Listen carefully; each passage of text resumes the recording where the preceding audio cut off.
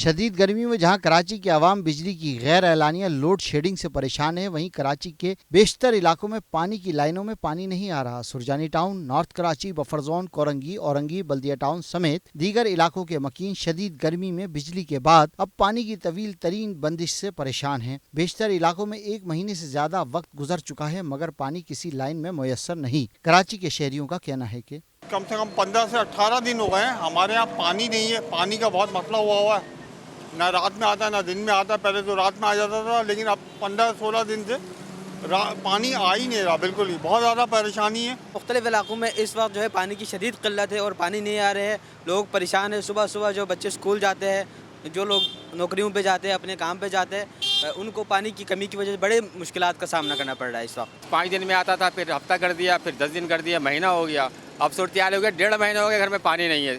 5 tanker گرا چکے ہیں ہم گھر والے پانی کی وجہ سے۔ گرمی بہت زیادہ تھا، ایک دن میں کم از کم بندہ 2 سے 3 دفعہ نہا ہی نہیں تو اس کے بعد گزارا نہیں ہے۔